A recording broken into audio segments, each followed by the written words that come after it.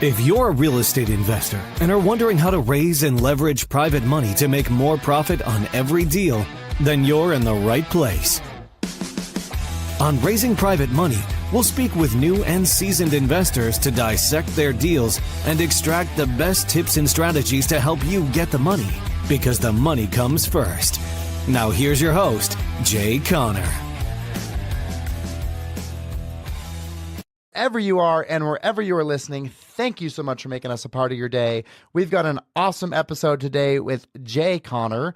Jay is a proven real estate investment leader and is known as the Private Money Authority. Jay uses his $8 million in private money almost exclusively to buy and sell properties with profits nearing $78,000 per deal. Jay walks his talk and averages 3 deals a month in a small 40,000 population area of Morehead City, North Carolina. Jay has coached over 2,000 real estate investors since 2011, teaching them how to raise private money. This is an incredible episode if you're interested in private money investing or you're interested in real estate. Jay's a wealth of knowledge, and not only that, but he's actually giving away tickets for 2 people for free to his Private Money Academy conference. It's normally $3,000 to attend that. You can get it for only $97 a person and a registration fee. And he's got the event happening in February, June, and October. So pick the one that works best for you. Stay tuned, like and listen, and I know you're going to love this episode.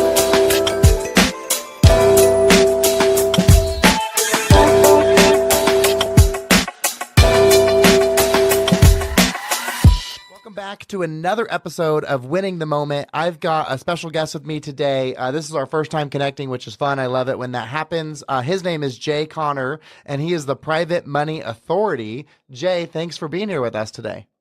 My lands, Cody, I'm so excited to be here, to be talking about that topic that I'm so passionate about, and that's private money, because private money in our business, in our real estate business, has had more of an impact and a bigger change than anything else we've ever done in our business. Is it even more so now with the struggles with like the banking institutions and the crazy interest rates? Does that increase your business or decrease your business? Increased our business. Increased our business. You know, the beautiful thing about private money for real estate is that we make the rules, we sit in the driver's seat, and we're not dictated and, pushed around by the market. In the past 11 months, in the past 22 months, Cody, the feds have raised rates 11 times. And you know what? In that same period of time, the rates that I pay my private lenders haven't changed 1.1 iota. And why is that? That's because we make the rules. Yeah, I know. It's devastating to see what they've done to interest rates. I mean, it's just like, when I think about, the younger people on my teams that I work with, it's hard to imagine when they're ever going to get themselves a home, because home prices didn't necessarily decrease with the interest rates. They kind of stayed stagnant. But then with those interest rate increases, it makes it really difficult for a young first-time home buyer to get into a house. Absolutely. Now, I've got some really, really smart friends. One says we're going to see mortgage interest rates down in the 3s by the end of 2024. Another one says they're going to be down in the 4s by the end of 2024. And so that'll make a huge impact on who can afford a house again. Wow, that's great. I know that I'd heard they're going to probably reduce interest rates at least 4 times this year, but I didn't think we'd ever see 3 and 4s again. Yeah, well, time will tell, because at the end of the day, really nobody has a crystal ball. Right. No one knows. You had mentioned when we were getting started before we recorded about your book. Do you want to talk a little bit about that really quick? Oh, sure. So I've been investing in single-family houses. We've also done commercial deals, shopping centers, townhouses, condos, primarily single-family houses, all the way since 2003. But in 2009, I was cut off from the banks, and I had to find a better and quicker way to fund our real estate deals. And so I started using private money. And as a matter of fact, and I'm not talking hard money. I'm not talking institutional money. I'm talking private money, doing business with individuals that are using either their investment capital and or their retirement funds to invest in our deals. And so the first 12 months of using private money all the way back in 2009, our business actually tripled because of all the access to the funding, and that's the same today. So recently, I wrote a book that I'd love to give you for free. So if you're listening to this show, this book is called Where to Get the Money Now. That's the funding for your real estate deals. And that's without, relying on the banks making the rules. And so I'd be glad to autograph, ship this to you in the mail, priority mail. You can pick this book up, very easy to understand, at www.jayconner.com. On an ER, not an OR. Jayconner, JayConner.com/book. jayconner.com/book. I'll send it to you priority mail. It's free. All you do is cover shipping, and we'll ship it right out to you. That's great. Well, I will put that link in the show notes. So if you're listening to this and you're driving around, know that when you're done driving, or if you're on your computer, just go down to the show notes. I'll have that link right there. It'll take them right to it. Perfect. That's wonderful. So why did you get cut off from the banks? Well, I got cut off from the banks, not because of my credit score. I had an 800 credit score. Not because of my payment record for 6 years. Had a great payment record. I got cut off from the banks because of the global financial crisis that was going on. In fact, Cody, I remember it like it was yesterday. I called up my banker. His name was Steve. We had done a ton of deals in 6 years. I called him up. I told him about these 2 houses I had under contract to purchase, and I knew he was going to fund them. I mean, I've been doing business for, 6 years. Yeah. And I learned very quickly that my line of credit had been closed down with no notice. And I said, Steve, why are you shutting me down? We've got a great relationship. He says, well, Jay, the bank is just not loaning money out to real estate investors anymore. I tell you, Cody, and I know you remember it, it was like the spigot turned off overnight. Goldman Sachs, they shut down. I mean, it was a mess. So what did I do? I picked up the phone. I called my friend Jeff Blankenship in Greensboro, North Carolina. I told him what had happened. And I said, what are you going to do? He said, well, first of all, Jay, welcome to the club. The bank just closed my line of credit. I said, what are you going to do? He asked me if I'd ever heard about private money. I told him no. He asked me if I'd ever heard about self-directed IRAs where people can use their retirement funds to loan money out to real estate investors. I told him I never heard about that. So I learned about that very, very quickly. I was able to attract, without asking, begging, chasing, or selling, or trying to talk anybody into anything, I was able to attract $2,150,000 in new funding from individuals. And you know what, Cody? Since that time, I've never missed out on a deal for not having the money. And here's the deal. The traditional way to borrow money is you go to the local bank, or, maybe a hard money lender or whatever. You go to the local bank, you get on your hands and knees, you put your hands underneath your chin, and you say, please fund my deal, right? You're begging. But in this world of private money, we don't ask for a mortgage. We offer a mortgage. What's the difference? Well, you got to own that real estate in between your ears. What do? I put on my teacher hat, my private money teacher hat, and I just started teaching people that I had a relationship with, go to church with them, Rotary Club, Business Networking International. I started teaching them my private lending program. By the way, in the book that I'll ship to you, the program is in the book exactly as to what I teach potential private lenders. I teach them the program. Don't ask them to fund a deal. But then I call them up with the good news phone call, and I say, I got great news. I can now put your money to work. I give them a little overview of the deal, and I don't ask them if they want to fund the deal. Of course they want to fund the deal. They're waiting for the good news phone call. So it's all about teaching. It's all about serving. It's got nothing to do with chasing, selling, or begging. Well, I know all about having a bank turn you down. I still work in hospitality, and we have a property that we were managing at the time, and we'd worked with this banking institution for 30 years at that point. And we were in the process of doing a big conversion and joining Hilton, and we needed I want to say it's a $10 million loan at the time. And we had all the financials for it, and the bank actually approved it and said, absolutely, we'll fund this for you. We started demolition. We had torn all of the main buildings down to the studs. We demolished a building. And then we were actually flying to China to go get our furniture order, and they had built a replica room in China in a warehouse of our furniture because we wanted to make sure we could get there before the Chinese New Year, so we didn't have time to kind of send it over, do it on site, and then order it. We had to go there directly, and we're sitting in front of the Chinese consulate, getting our visas, waiting to go in, on a phone call with the bank, and the bank says, "I'm really sorry, we're not gonna fund your project." And they'd already given us a verbal that they would, and we'd been working with them for 30 years. And so here we are, myself and my business partner Breck, sitting in this rental car in front of the Chinese consulate, and Breck's like, "Oh my gosh, what are we gonna do? Like do we even go to China?" And it's like, at this point, we were so leveraged trying to get through this project. And I told him, like, "Look, we got to go. We'll find another lending institution." And luckily we found a bank that agreed to do it, and we were able to get through it. But we had to go to China and make a handshake deal with our furniture designer, Steve Mittman, because it was about $1 million in furniture we needed to order. And so we had to tell him at the end of it, like, "I'm sorry, we don't have any money, but we will, if you're willing to start this for us on a handshake, that we'll take care of it." And luckily he was the kind of guy who believed in us, and we found a solution. But certainly you don't want to be held hostage by the banking institutions if you don't have to be.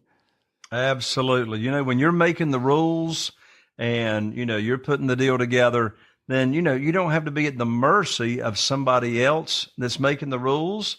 And I mean, for goodness sakes, I'm surprised anything closes traditionally, right? And all the red tape involved. But in this world of private money, the closing documents, 5 pieces of paper. Wow. 5 pieces of paper. It takes me maybe 3 minutes to sign the paperwork when I close a deal using private money. Do you work with banks at all anymore, or is it all private money? All private money. Wow. So how did you get into real estate? Like, what was that? What was your history into getting into that space? I was actually raised, Cody, in the mobile home business, also known as the trailer house business, manufactured housing. And so I was raised in that industry because of my father, Wallace Connor. He was the largest retailer of manufactured housing at one time in the nation. And then in 2003, the consumer finance, the money that consumers that were buying mobile homes, they went out of way, fell out of favor with Wall Street. Why was that? Why is that? Yeah. Because of all the fraudulent business that was going on, manufactured W-2s, people that, of course, doesn't that sound familiar in 2007, 8, and 9, with traditional houses. But you just had so much fraud in the industry. Wall Street says, "You know what? We're taking a bloodbath out here. We ain't loaning money out anymore." So I knew if I ever got out of manufactured housing and mobile homes, I knew I wanted to get into single family houses. So that's what I moved over to, single family houses, and then also did commercial. So were you like a real estate agent then? Is that what you were doing at the time? Oh, no, heavens, no. No. I went, are you kidding? I went to the realtor training here locally to get my real estate agent's license. And by the second night, they had me scared to death as to the liability I had by walking around with that card in my wallet. And I didn't want to list properties anyway. I wanted to be an investor. So instead. Okay, so you went into it wanting to be an investor.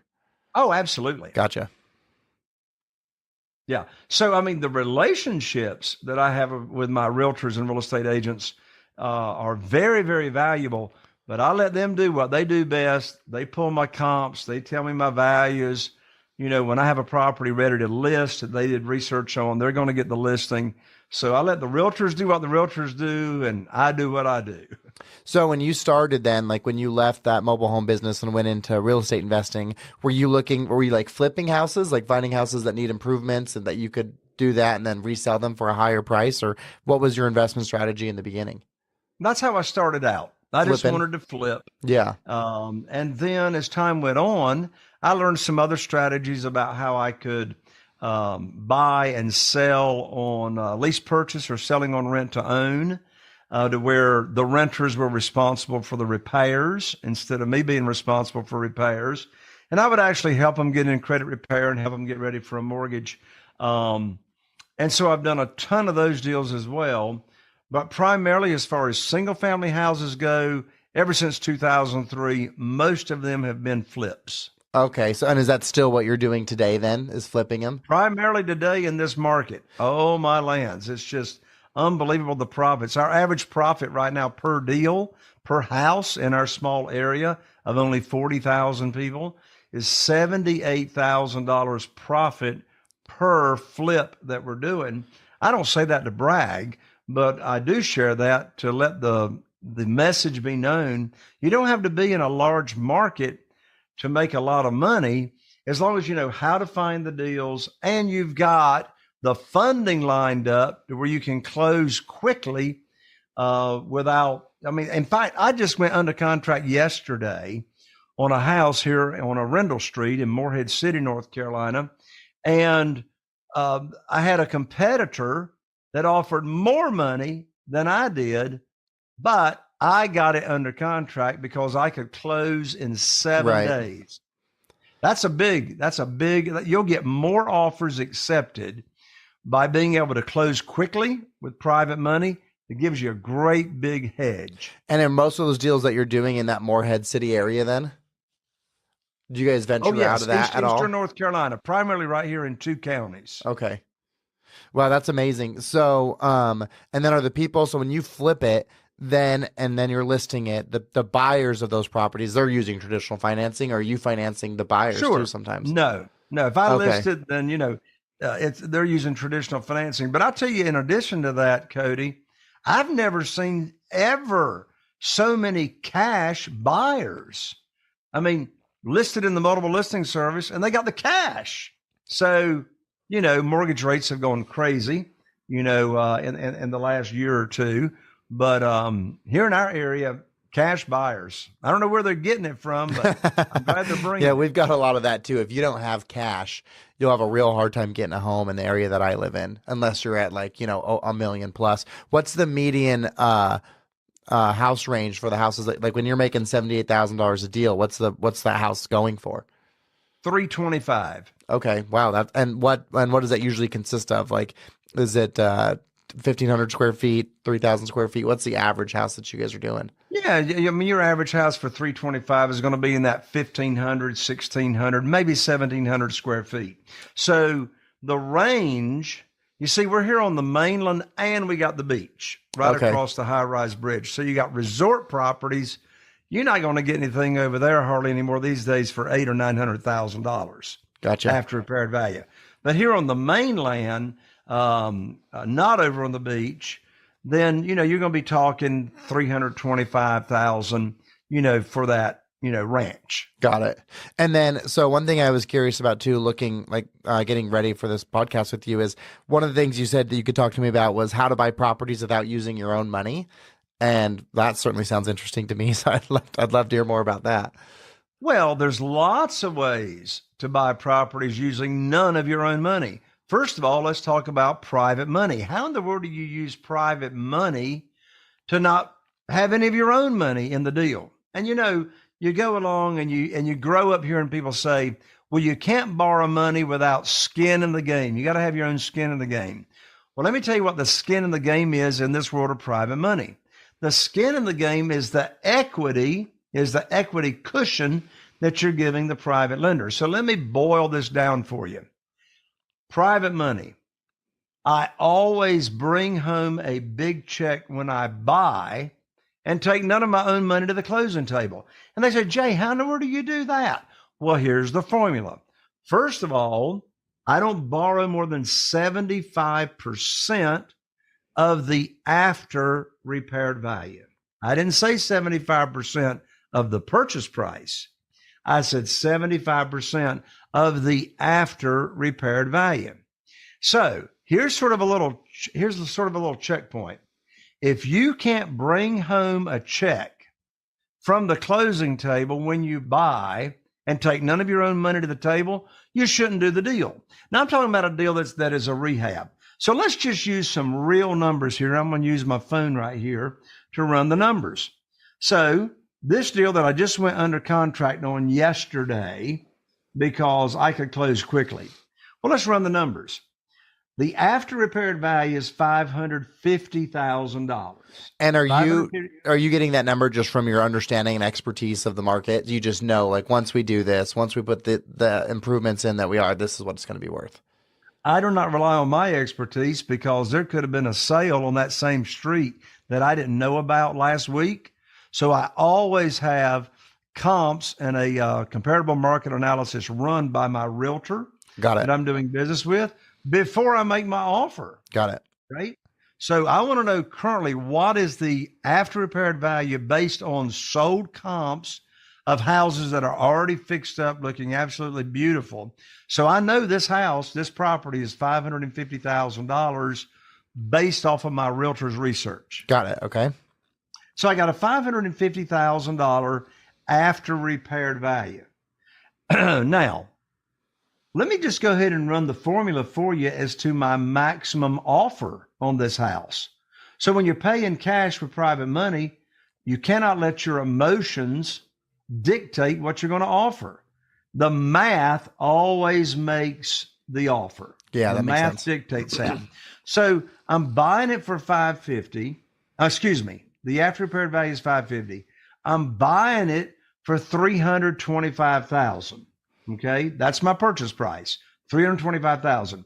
The repairs, estimated repairs on this house, are $70,000. Okay, so watch how I'm going to bring home a big check when I buy this property. So you're going to invest in total $395,000. Correct, not including carrying cost, closing costs, but yeah, on the big picture. Yeah, so $550,000. So that's the after repaired value. So if I know that I can borrow up to 75% of the after repaired value, there it is right there. $412,500. That's the check that I'm going to bring home from the closing table. So that's not the check, excuse me. That's the most I'm going to borrow. Got it. So I'm borrowing, and so you've got that cushion there because you've got, about $17,500 of cushion if you needed it. Exactly. So I'm borrowing $412,500 on this property.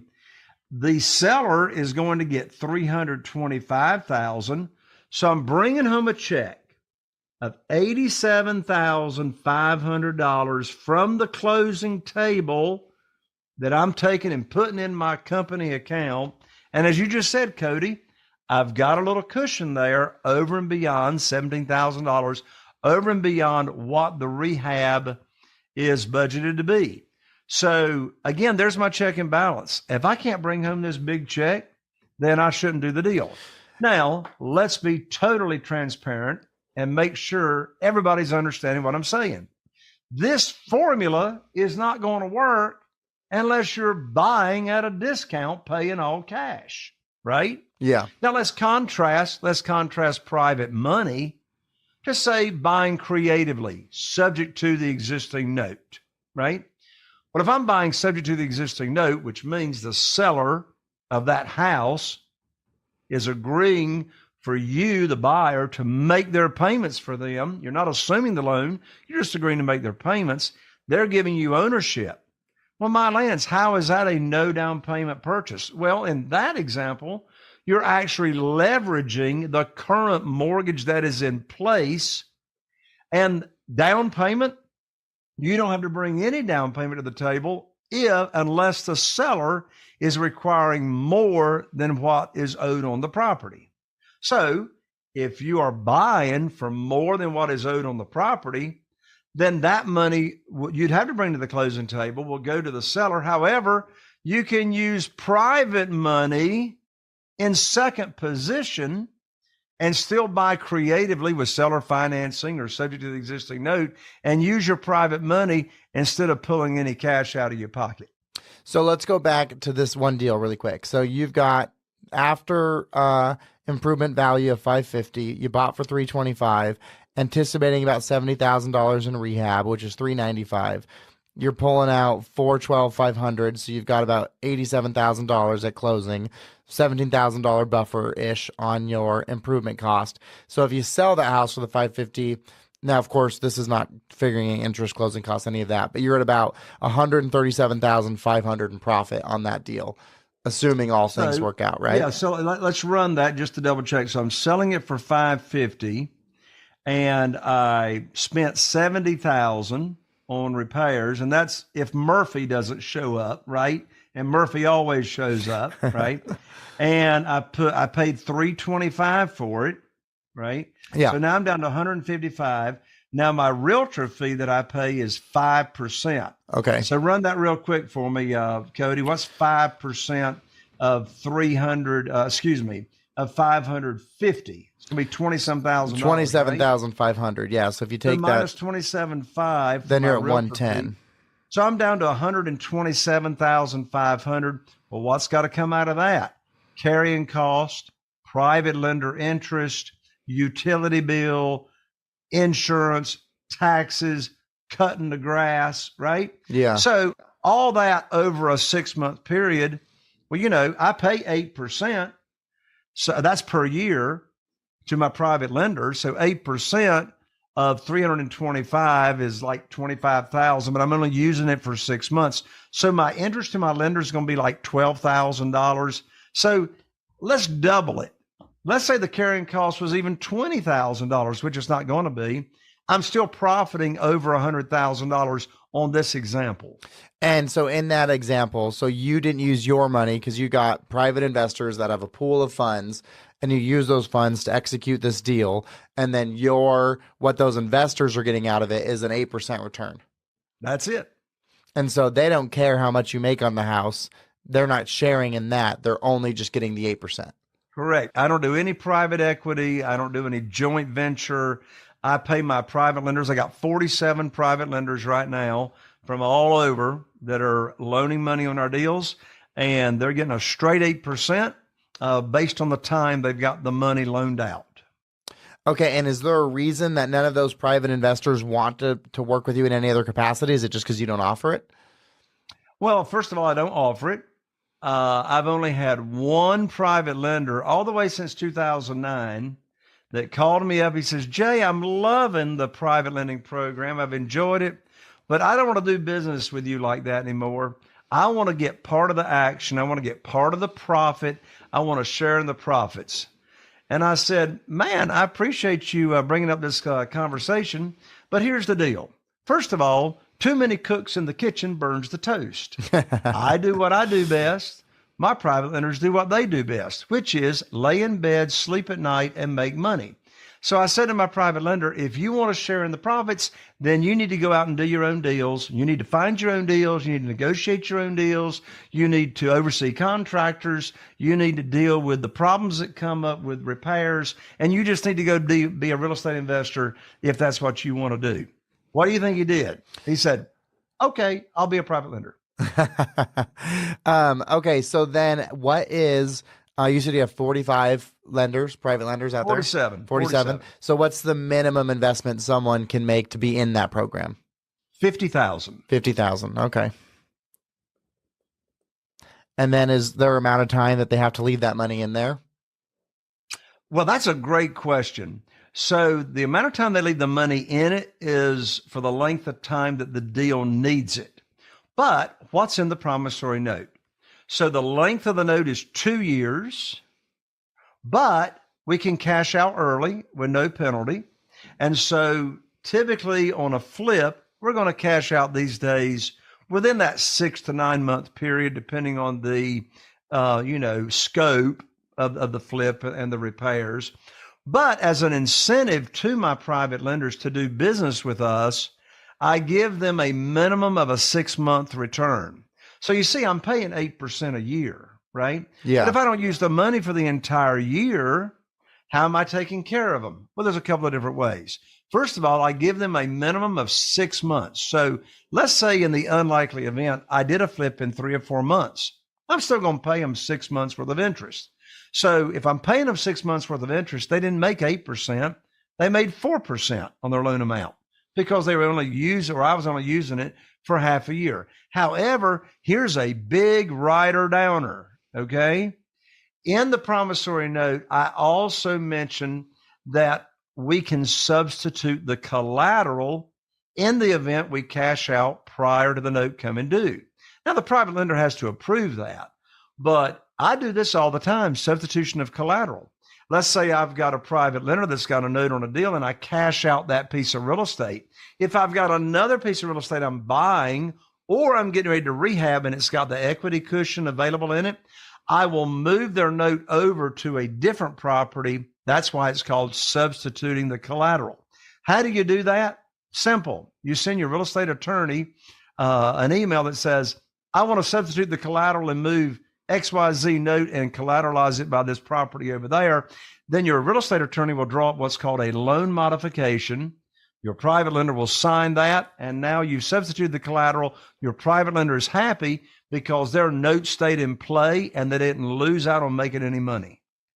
Have you seen because right now with the interest rates, banks out there are offering like insane interest rates, right? Like, so you can put your money in Ally with no penalty to withdraw, and they'll give you like 5% on your money just for putting it in the bank. So has that impacted your ability to get private lenders at all? Or are you also putting those unused funds in an account like that? Yeah, because 8% is still a lot better than 5%, right? Right, but if they, let's say in that example you gave was only 6 months and they're getting 4%, right? Then they could have had zero risk and gotten a % higher return. Well, they're still getting 8% annual percentage rate. Okay, got it. And how do you decide 8% on an annual basis? How do you decide when you've got your pool of 47 investors? How do you decide whose money are you using for what deal, or is your goal to be executing all of the money at all times? That's a great question, because when you use private money, and I'm speaking to your audience, when you use private money the way I do, you're going to have a problem. It's a good problem. You're going to have more money than you can use. Yeah, I'd imagine. So how do you keep them happy? Well, here's my business practice. First of all, when I have a new private lender come on, they go to the top of the list. Got it. Because I want to make sure they know that I can perform and I can put their money to work for them. In fact, what I've done, Cody, sometimes is when I have a new private lender, if I don't have another deal like within the next few weeks that I'm closing on, like in the next 2 or 3 weeks, I will take the new private lender money and cash out a private lender I've already got on another property. And I'll move that money from the private lender that was already invested in the property over here to be available for the next property that comes along. So new private money, you want to use that, ASAP. Secondly, it's real simple. It's called going back in the queue. Going back in the queue. So when we pay off a private lender, or we're cashing out on a deal, and there's not another property to collateralize that note, we will cash them out. By the way, you cannot keep the money. You cannot keep the money, right? So we cash them out. We tell them we'll put their funds back to work just as soon as possible. And so then they go into the queue. And of course, we use larger amounts of money because our private lenders have different amounts of money that they can invest. Yeah, the lowest is 50,000. What's the highest you'll take? There's no limit. No limit. Okay. I mean, the highest would be, what kind of property am I buying? Yeah. I mean, the highest property I've done is with an after repaired value of $900,000. Okay. Obviously, I'm not going to borrow $900,000 on an after repaired value of $900,000. So when the money comes available and we've cashed it out on a deal, it goes in the queue, and obviously the larger amounts of money that a private lender has, we're going to use for purchase of properties. But the smaller amounts of money, we will use in junior positions for rehab money. Okay. And they're all getting their 8% return, whether it's used on the purchase or the rehab. First position. Second position, okay, gotcha. I pay them 10% because they're in a junior position. They're at a higher risk. Okay. So 8% first position, 10% in a junior. Is that because in the junior position, their money's going towards the rehab, which doesn't have the collateral value that the first position has with the house? And in addition to that, if the second position had to foreclose on me and I didn't pay, for them to be made whole, they now inherit the senior position loan. Got it. Okay, so you can get up to 10%. So do some people prefer to be in second position, even though it's more risky because the return's better? No. Wow, that's fascinating. Yeah, well, and the thing of it is, I'm not going to put 100,000 or whatever, larger amounts of money in a second position because I'm using that money for purchase. Yeah. Right. Right. So, but it took some training. It's like, some of my lenders will start out at 10% because they're using smaller amounts of money. And then their money grows over time because of the returns that we're paying. And then I have to tell them, I say, well, you're up to a larger amount of money, so now you get 8%. Yeah.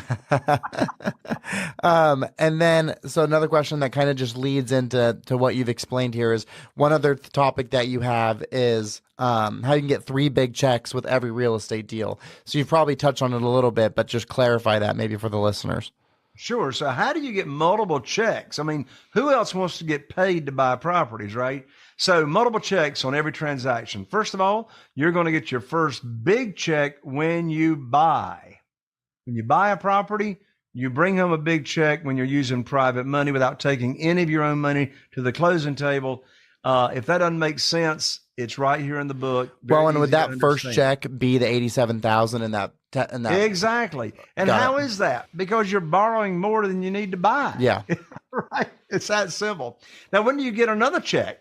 Well, if you're just cashing out and flipping and cashing out, you get another big check when you sell, obviously. And by the way, all the interest that we pay is interest only.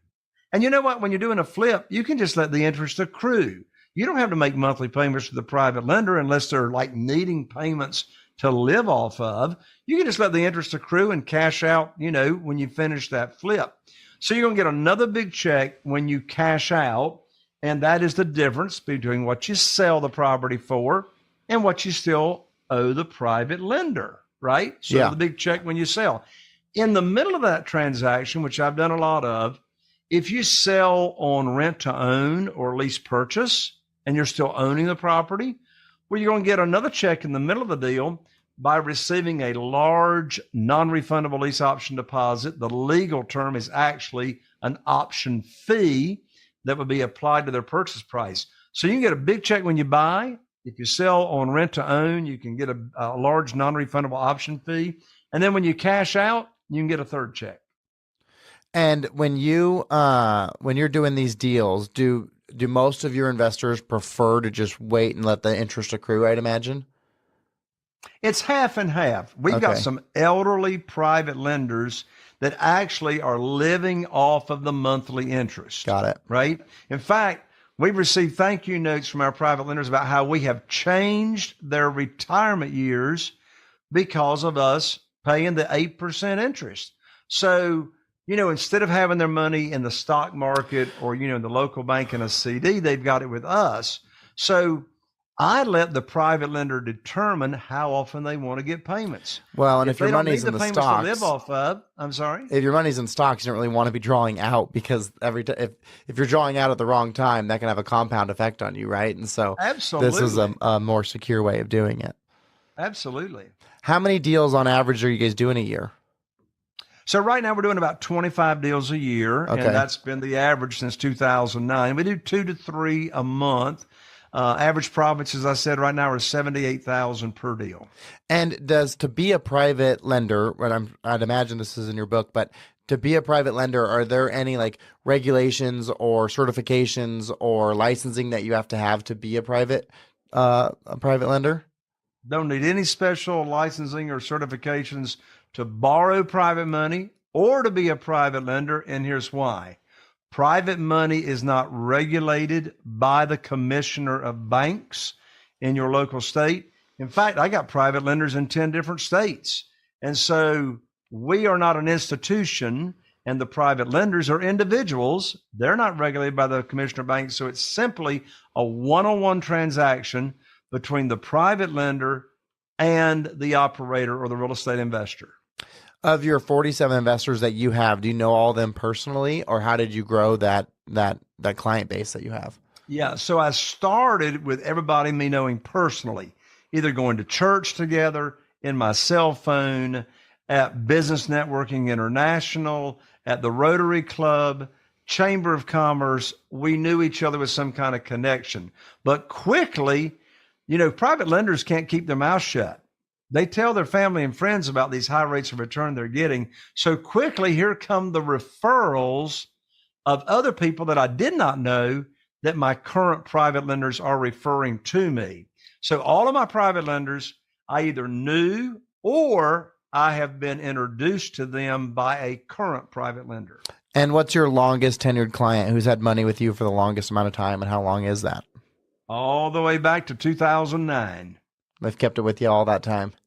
Yep. Wow, that's amazing. So you kind of alluded to this, but one of the next questions is, how can you fund your deals with self-directed retirement accounts? And I imagine that's what you were talking about there with those retired people. So want to elaborate a little bit more on that for the listeners? Absolutely. Well, here's a writer downer. If you, as a real estate investor, want to attract a lot of private money in your world, you need to establish a relationship with a IRS approved, it's called a third party custodian, also known as a self-directed IRA company. Establish a relationship with them because here's why. First of all, over half of my private lenders, of those 47 people, are using their retirement funds to loan us money on our deals. And if I hadn't had a relationship with a self-directed IRA company to refer a new private lender that I have that's got retirement funds over to the self-directed IRA company, I'd be missing out on over half of my funding. So here's the way it works. A self-directed IRA company is IRS approved to be a third-party custodian, to simply be the manager of those funds. Now, a self-directed IRA company cannot give any financial advice. It allows a person with retirement funds, it's either in a pension, a former employer, or currently a 401k, if they allow you to move part of it out. Maybe you got retirement funds in the stock market. You can transfer those funds tax-free and penalty-free, no tax effect, over to the self-directed IRA company. It takes a couple of weeks to get the account funded. And now you as the private lender are able to use your retirement funds. And now you can earn unlimited money, listen to this, per year, either tax deferred or tax free, depending on the type of retirement account you've got. I don't know another vehicle or way that people can make unlimited money per year, tax deferred or tax free, than using a self-directed IRA. Is that because the profits are going back into the IRA, so they're able to earn without a tax burden, and then when they withdraw, they could potentially have taxes depending on which kind of fund they set up? Correct. Got it. Wow, that's awesome. And you said more than half of your investors are using that now. That's right. Are they in retirement age? Oh, yeah. Yeah. They're in retirement age if they're using their retirement funds. And you bring up a good point there, Cody. It's just not retirement funds that private lenders use. I mean, it's just liquid investment capital. We've got a lot of private lenders that are doing both. They're using their investment capital and they're using retirement funds that they've moved over to the self-directed IRA company that we recommend. So they're doing both investment capital that they've got, just liquid investment capital, and retirement funds. Okay. And so I feel like you've given a lot of this already, but what are your favorite reasons to use private money? Woo! That's a long list. So here we go. I'll do the. So why use private money? What are my favorite reasons?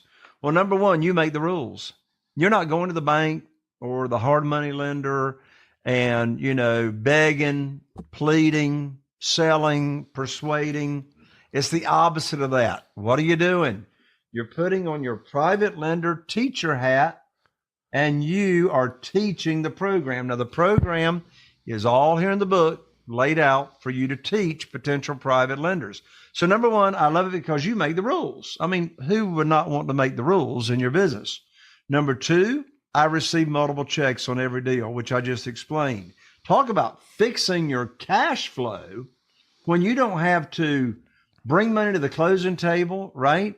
Pick up a check when you buy. So fixes your cash flow. Another one, credit check. Your credit's got absolutely nothing to do with how much private money you can get.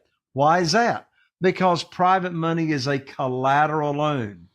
The private lender is not loaning you the money because of your credit score. or your verification of income. Your verification of income's got nothing to do with how much private money you can get. In addition to that, closing quickly. I get more deals, more offers accepted because I can close quickly using private money. If you're using institutional money, it's going to take you weeks before you can close, and time kills deals. In addition to that, private money, if you've never done a real estate deal before, private money is your fastest way to get your first deal. Why is that? Because the majority of the deals out there require all the cash. And if you don't have the cash, you're going to be missing out. I've reviewed thousands of property lead sheets from sellers over the years. My statistics show only 13% of for sale by owners, off-market houses, will sell to you creatively. What do the other 87% require? All the cash. So when you got the private money, talk about building your confidence. Talk about, I tell you, Cody, I never bought a property I didn't make an offer on, stop and think about it. And so when you've got the private money lined up, by the way, get the private money lined up. The money comes first.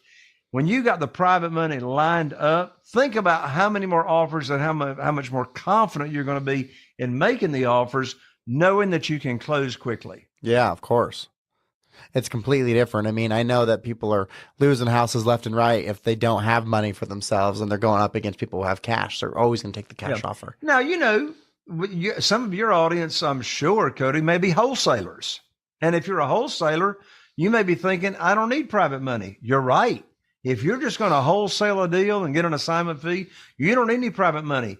But here's what I know. I know wholesalers, when they get into doing some deals, there's going to be a deal that comes across very, very quickly where you go, man, if I had the money to take this down, I'd stay in this deal. Because, which would you rather have? $78,000 profit or a $12,000 assignment fee, right? So private money is the answer to wholesalers who want to pick and choose the deals that they want to stay in. I love that. So I've got a couple questions I want to ask you that I go through that aren't related necessarily to your private lending business. Is there anything else that you want to share with the listeners before we pivot to some of those other questions? Oh, my lands. There's a ton I want to share, but I know we're out of time. So get the book, jconner.com/book. Okay. So the first question I have for you, I find that when people who are thriving and really accomplishing their goals and making headway in whatever space they want to make headway in, I find that they usually have a pretty defined purpose. So I'm curious, what's your purpose? Yeah, that's a great question, Cody. That reminds me of a conversation that I had with a good friend of mine. Not too long ago, we were riding down the road and he said, Jay, when is enough enough? And I said, what do you mean? He said, well, you don't have to be doing all this work that you're doing. You've made millions of dollars a year. You're traveling all around the country, training and, coaching other real estate investors. When is enough enough? And I said, man, that's a great question. Here's the answer. Enough is never enough when it's not about you. When it's not about you. Any venture that I've gotten involved in ever since I was in my 20s, if the only purpose and the only reason I was in it was to make money, you know what, Cody? I never got off the ground. Right? Yeah, I believe it. So what is my purpose today? Why am I still doing what I'm doing? I have reached a level in my life as to what I call significance. So one of my favorite books is called The Go-Giver. I'm sure you've heard of it, Cody. The Go-Giver. And it's a great book that talks about identifying your purpose and leading with a servant's heart. So that's a long answer or question to give you the answer. What is my purpose? My purpose is to make an impact. How do I make an impact? The biggest way I make an impact right now, even though I'm still doing a ton of deals, my purpose is to make an impact and a difference in other real estate investors' lives and worlds and financial situation, and share the knowledge I have learned about private money, because I know what private money has done for me and my wife, Carol Joy, and our entire team. I love that. It's funny too, because one of my questions was going to be, what's your favorite book besides yours? And so you killed two birds with one stone, giving us the Go Giver. So that's great. Now, I don't think you've not read my book, Winning the Moment, have you? No, but I want it. So, one of the questions I like to ask is, what's the biggest win you've ever had in your life? And I really leave the definition of winning up to you. So don't feel like you've got to follow society's definition there. But with that being said, what's the biggest win that you've ever had? I can tell you my biggest win, in addition to being a Christian and having Jesus Christ as my Savior. In addition to that, the biggest win is my wife, Carol Joy. I knew you were going to say that. I met Carol Joy, and look, I'm not saying that so she can hear it. She ain't even here. And the odds of her even hearing this podcast are slim to none, and Slim just got up and left. Yeah. Right? But Carol Joy is my biggest win. How is that? Well, we met in church my very first Sunday in Wichita Falls, Texas, when I moved out there years ago. And she's my mainstay. We've got the same core values. We were raised in the same type of church. We're both Christians. And I mean, the list is long as to why she's my biggest win, but I'll just leave it at that. And how long have you guys been together? 37. We've been together 39 years. We've been dating 39 years. We just happen to have been married 37 of the 39. That's amazing. Any keys to that? Like, if you were to say, like, what are a few things that allowed you guys to have the success, what would you say? Yes. Number one, have the same spiritual foundation. If you don't have the same spiritual or the same foundation whatsoever with your mate, it ain't going to last. Yeah. Right. So same foundation. And number two nugget is put them first. Put your other mate, your spouse, your significant other, you put them first and look after their interests first. You're not going to have to worry about yourself. I love that. So then the opposite of that question is, what's the biggest loss you've ever experienced? In real estate, it was buying a property that I did not calculate the buy and hold math. I bought this property back in 2005 over on the beach. I ran the numbers for a flip. I didn't run the numbers as if the market was going to turn down and I was stuck and I had to hold it. So that property was a bloodbath, because I did not also run the numbers on will renting it out cover the underlying debt. So always run math both ways. Flip if you're flipping, but also run the math on buy and hold. Can you share? I'm talking houses. What was your loss on that? Can you share that? Over 100,000. Ouch. Yeah, that hurts. Takes two deals to make up for that one. That's 1.5. Yeah. So then I'm curious, obviously you're a mentor to people now. Pretty clear you've helped over 2,000 real estate investors with their businesses. But did you have a mentor that made a big impact in your life? Absolutely. Ron LeGrand in Jacksonville, Florida. I went to Ron LeGrand's my first boot camp to Ron LeGrand was in 2007. He was having a boot camp in Myrtle Beach, South Carolina. And we're still very, very close today. That's awesome. Is that some of your inspiration to help all the people you've helped with their businesses? Absolutely. I mean, after I've been to some of Ron's events, I thought to myself, I said, you know what? He's making an impact on thousands and thousands of people. I said, you know what? When I learn enough and I know what I'm doing and I've made enough terrible mistakes that I can share with other people, I said, I want to be a coach and a mentor and a trainer as well. And so Ron LeGrand, he was my inspiration to be a real estate investing coach. And what does that coaching look like? How do people go through that with you? Is it just seminars or is it one-on-one coaching? Like how do you structure that, and what's the fee structure for that? Yeah, all the above.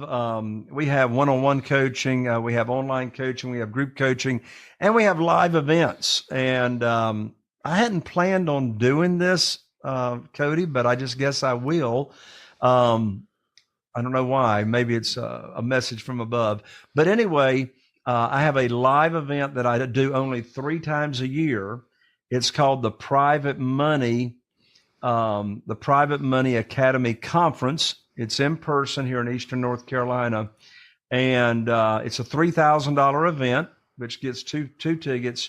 But for your listeners, Cody, I'm going to give out a URL where they can come for free to Wow. people with only a $97 registration fee, and that's just to hold people's seat because it always sells out. Of course. But here's a special URL for your listeners, and that is www.jaysliveevent.com, JAYS live, LIVE, event.com. And that'll give your listeners free access. That's incredible. That's awesome. What a huge value add. That's very exciting. We'll be sure, of course, to put that in the show notes for you too, for the people who are listening and not in front of a computer. Go do that. Obviously, that's a huge value, $3,000 value to get out there. And so, if you're interested, no better way to get it than from the horse's mouth, live and in person. So I think that's incredible. So thank you for that, Jay. Last question I have for you. This one I deem the most important. It's one that I really see the younger audience struggle with. So I'm curious how you perceive this, but how do you define success? I define success, first of all, as not a destination. So if someone is thinking that, when I get this, or when I get that, or when I acquire this, or I can do that, or I can take off any time that I want. Did you hear that word I that was repeated in that? Yeah. Right? Yeah. So when it's all about the I, that negates the success because, first of all, if you're looking for material things to give you happiness, you might as well stop right now because material things are not going to give you success. They're not going to give you happiness. So, it's a cliche. Success is a journey.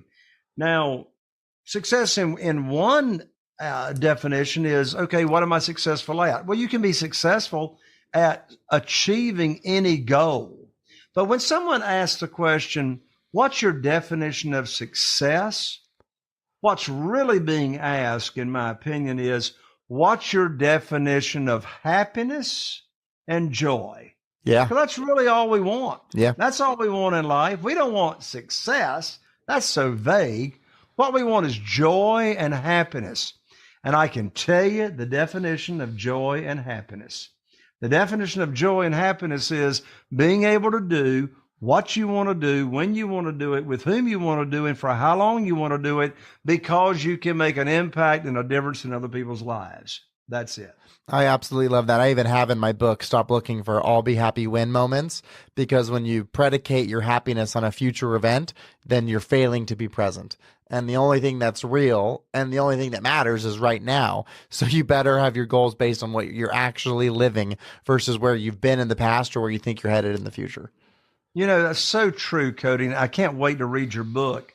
I was riding down the road with another friend many years ago. Very successful. He had all the toys. He said, he had the airplane, he had the boat, he had the jet skis, he had the weekends off, and bless his heart, he was totally frustrated. We were riding down the road and he says, Jay, isn't there something else? And I said, yeah, there really is something else. And then we had the conversation of what you and I are now having. Yeah, I've had that same conversation with some of my really on paper successful friends who have all the things you just mentioned, and none of that matters, right? And Right. so I think that's a really important point and a great way to end today's podcast. I do want to kick it over to you though. Is there anything else you want to share with the audience before we say our goodbyes? Yeah, stop thinking about what you want to do and do it. I love it. What a great way to end. Are you on Instagram, Jay? Say what? Are you on Instagram? I am, but there's not much activity. Okay, on so Instagram. the jayconnor.com is the best place for people to connect with you then. Would that be right? jayconnor.com. That's Okay. my main website, jayconnor.com. Go there. Also get my book. When you order my book, that's the beginning of coming into my world. So order the book, jayconnor.com/book, and we will get to know each other. Well, and then also go to jaysliveevent.com and get yourself a ticket for two to go to the Private Money Academy conference. And we will hang out together nonstop for 3 days. When is that conference, Jay? Do you have the dates for it? Sure. So right here in 2024, The next one is February 14, 15, and 16. February 14, 15, and 16. And so if you're listening to this before that date, you definitely want to take advantage of that.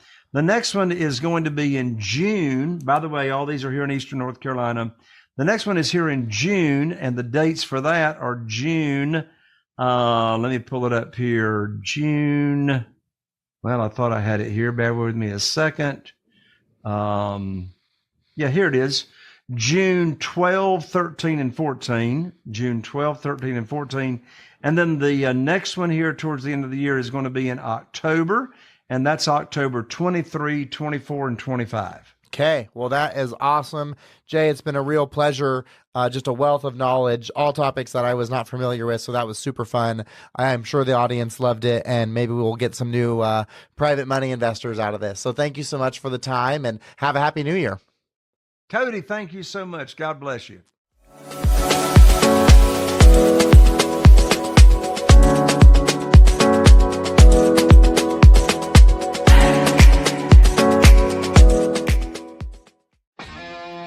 Are you feeling inspired by the knowledge you gained in this episode?